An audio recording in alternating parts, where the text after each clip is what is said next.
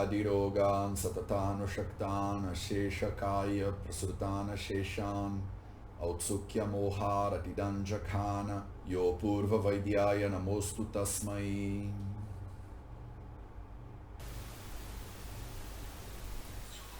Soyez les bienvenus à cette nouvelle vidéo de la série Vidavendanu Shamitajdu de la chaîne YouTube. Je m'appelle Mateusz et aujourd'hui on va continuer notre lecture de l'Ashtangridayam Sutrasthana chapitre 3 avec les shlokas numéro 9 et 10. Donc on est en train d'explorer le Rudacharidhyayam, donc le chapitre des changements saisonnaux. Donc, il a déjà expliqué comment dans l'hiver, les êtres humains ils deviennent plus forts et comment dans l'été, les gens deviennent plus faibles, comment pendant l'hiver, notre feu digestif il est plus fort et vice-versa.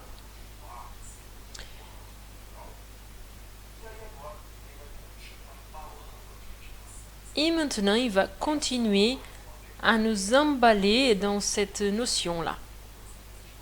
Toujours en parlant des changements des saisons. Et voici ce qu'ils disent ces shlokas.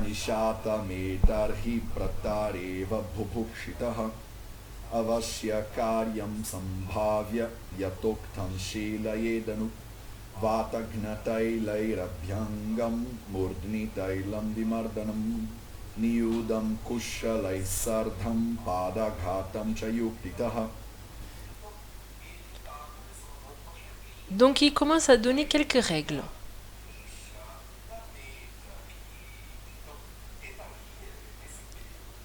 Et Tarhi, dans cette période de froid, dans le shlok précédent, on était en train de voir comment le froid augmente. Donc, et Tarhi, dans cette période de froid, Nishana, donc les nuits plus longues,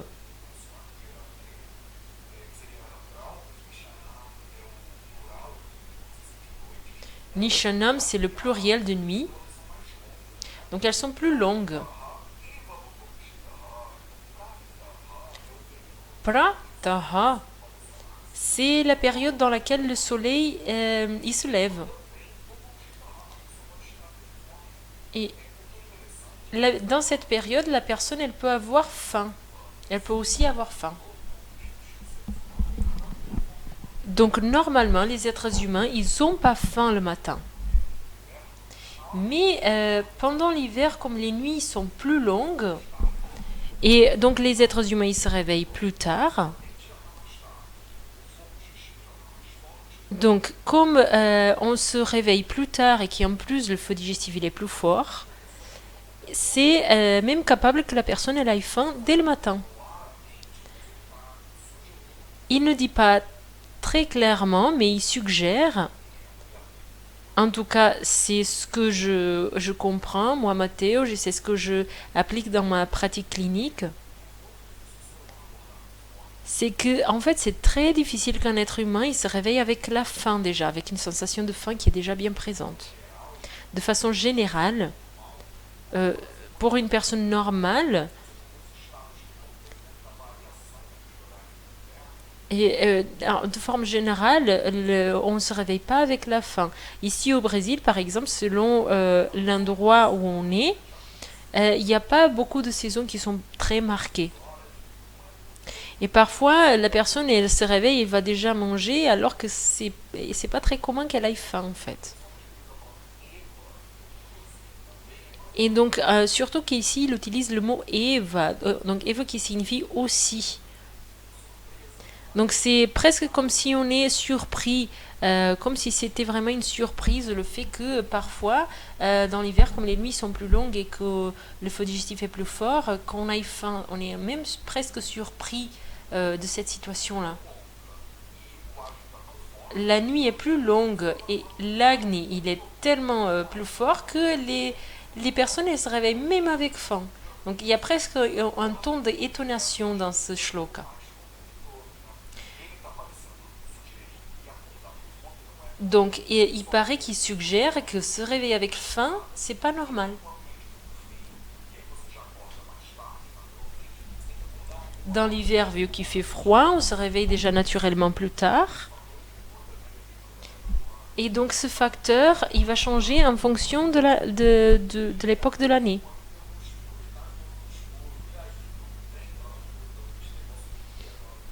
Donc il faut toujours qu'on adapte selon l'endroit où on est, parce que parfois il y a des pays où on a presque toute la journée dans l'ombre. Et alors on ne peut pas dire qu'il n'y a pas de Brahma Muhurta. Donc il faut toujours s'adapter à l'endroit où on est. La logique du Brahma Muhurta,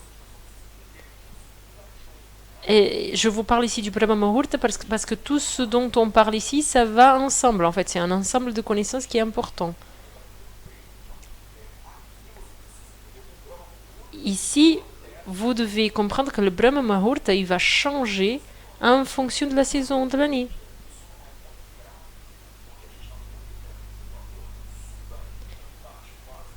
Au Brésil, dans les parties où on est très proche de l'équateur, peut-être que ça va être un peu moins important. Donc dans ces endroits qui sont un peu tropicales, cette logique, elle va s'appliquer, mais on ne peut pas appliquer la même logique qui est là, par exemple au nord de la Russie. Parce que le lever du soleil va être à 3 heures de l'après-midi. Donc là, ça devient un peu plus compliqué, n'est-ce pas? Donc si on considère les pays, les régions plus tropicales,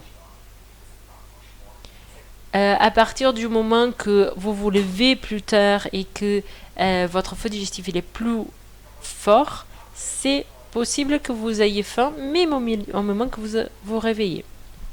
Et là, il continue.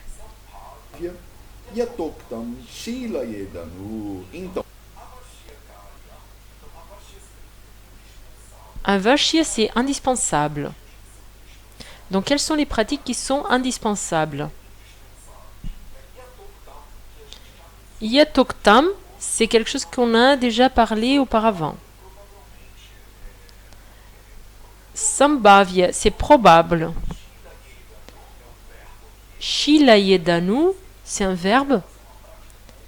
Donc, c'est faire une pratique constante. Donc, il parle de quelque chose que maintenant, il va devoir nous dire qu'est-ce que c'est, n'est-ce pas?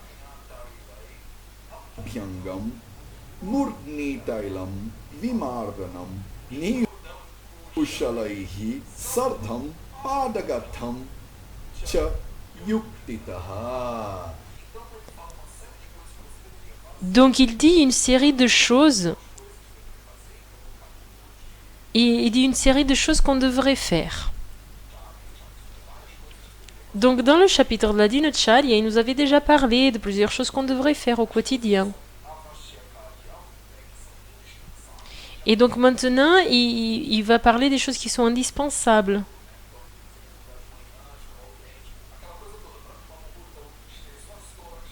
Donc toutes ces choses-là qu'on a déjà vues dans le Brahma Muhurta, laver les dents, etc. On a déjà vu toutes ces choses-là. Maintenant, il dit, à part toutes les pratiques de Dinacharya, qui sont indispensables, vous devez aussi faire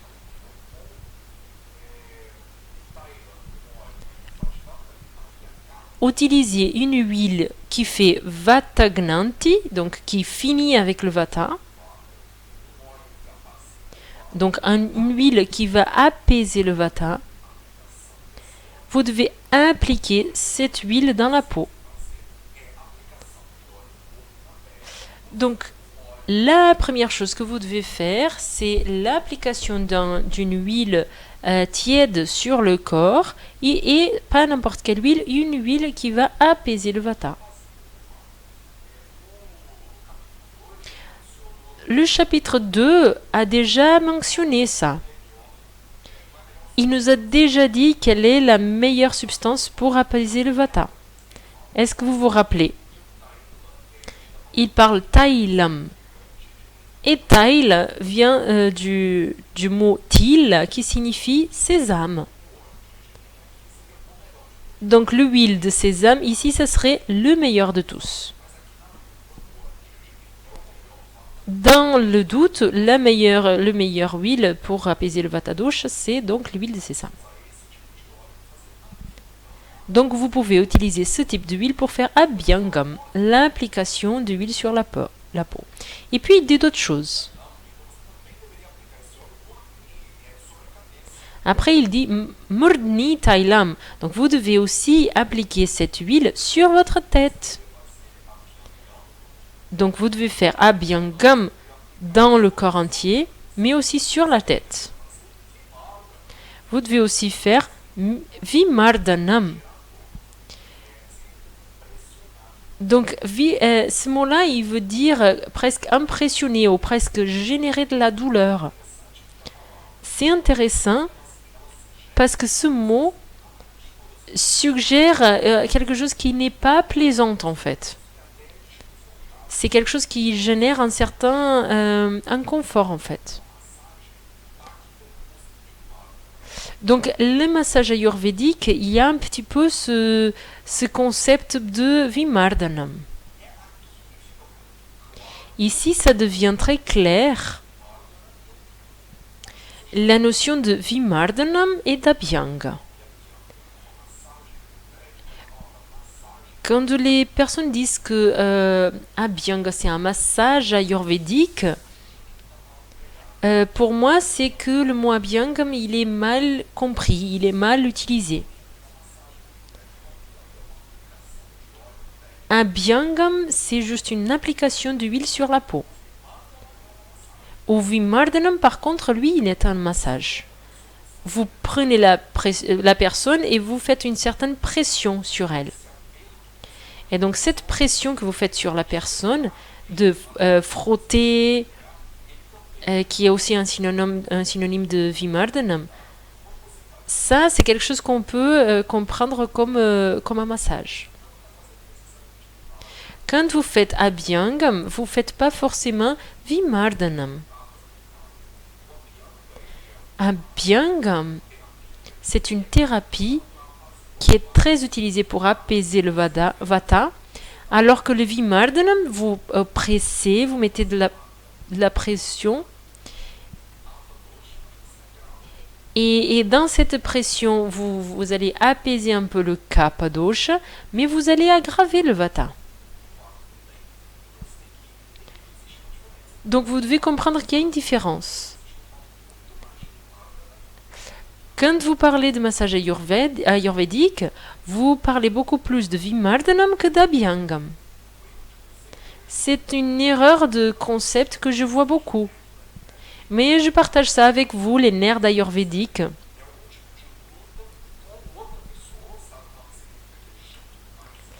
Alors maintenant, sardam, c'est une espèce de lutte avec une personne.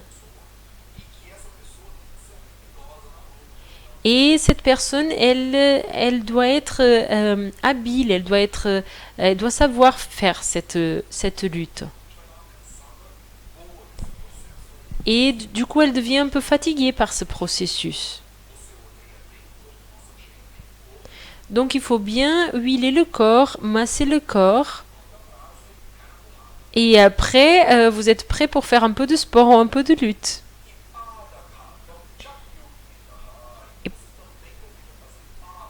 Et puis, vous devez faire également padagatam.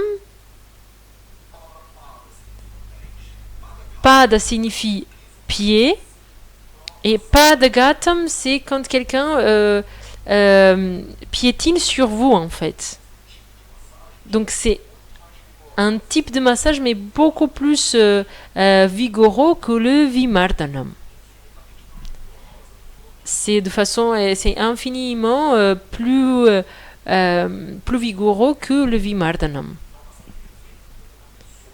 C'est un massage qui est fait avec une personne qui piétine sur nous.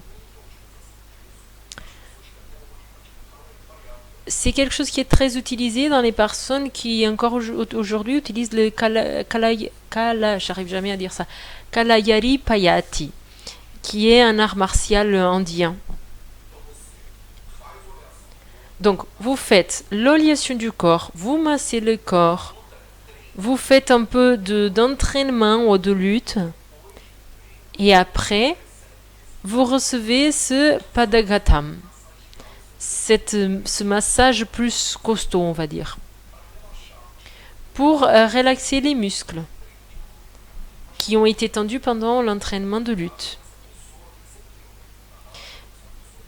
Mais cette personne, elle doit être yuktitaha, elle doit être bien habile, agile. Et elle doit avoir cette capacité pour recevoir donc ce massage. Donc, et également, la personne qui fait le massage, elle doit savoir le faire, parce que sinon, elle peut faire mal à la personne qui reçoit le massage. Donc, c'est très intéressant. Il parle de nombreuses pratiques qu'on doit faire, également dans l'hiver, toujours utilisant une huile qui va pacifier le vata,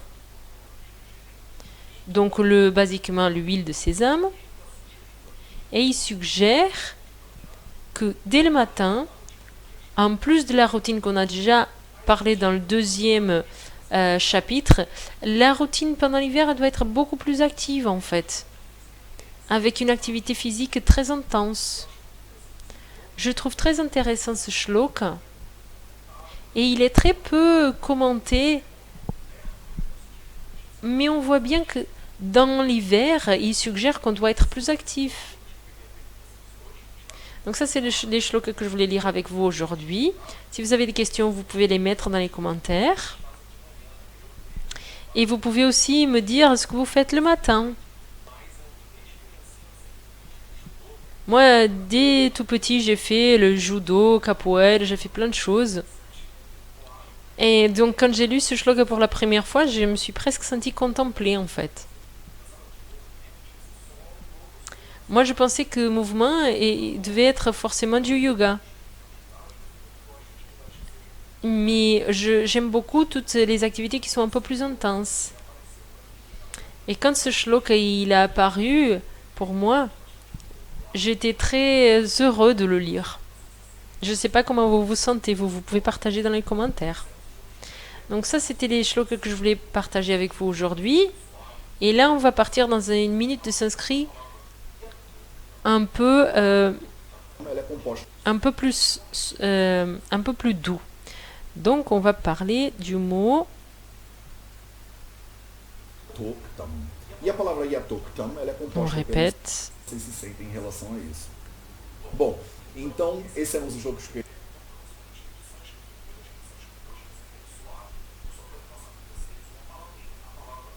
Yatoktam. E a palavra Yatoktam. ela é composta Ya, Holland misturado com Holland misturado o Kta aí ele Un que et un te. Et mélangé aussi avec le m Holland.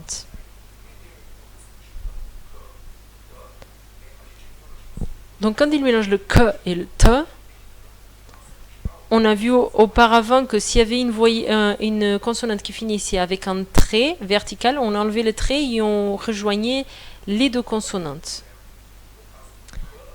Dans le cas du que, il n'a pas ce trait. Il finit en plus avec un petit C sur le côté. Donc la majorité des consonantes qui finissent comme ça, avec quelque chose de rond, le plus facile c'est de les connecter directement avec la consonante qui vient juste après.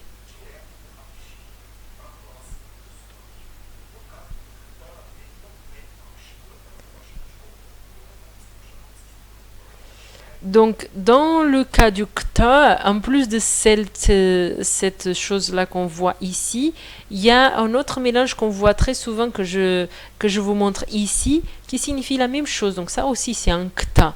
Donc on voit le que, le te, et ça fait kta. Et là, on a à droite aussi une autre signification, c'est pas celle qu'on a eue dans ce shloka, mais on peut voir dans d'autres ouvrages en sanskrit, et ça signifie aussi kta.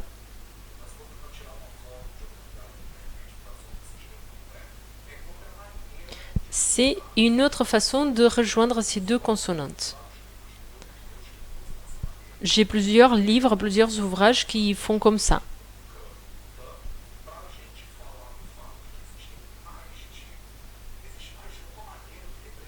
Donc il existe plus d'une seule façon de représenter deux consonantes qui sont ensemble. Vous devez rester attentif.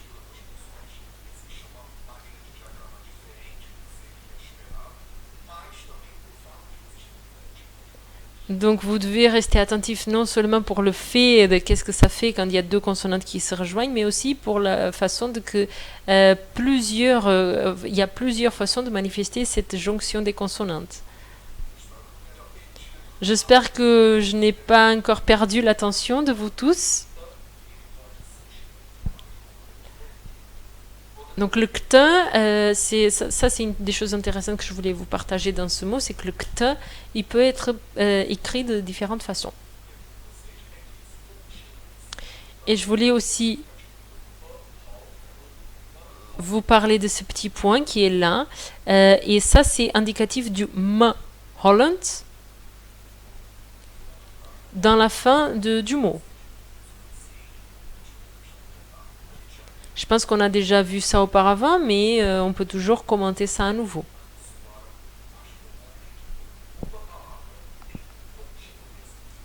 Donc, quand le mot il finit avec un petit point au-dessus de n'importe quelle consonante, ce qu'on veut dire, c'est que ce qui vient après la consonante, ça veut dire que c'est un P ou un M Holland.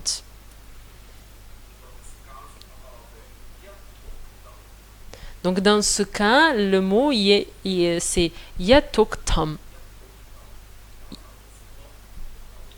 Donc elle finit avec ce M à cause de ce petit point. Yatoktam.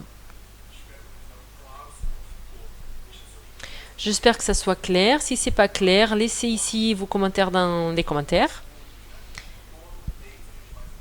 On a bientôt notre groupe d'études. Chaque mois, on a un groupe d'études et c'est là qu'on va pouvoir partager plus les notions en sanskrit, encore plus en profondeur. Ça, c'était notre une minute de sanskrit. Merci beaucoup pour votre présence et on se voit dans la prochaine vidéo.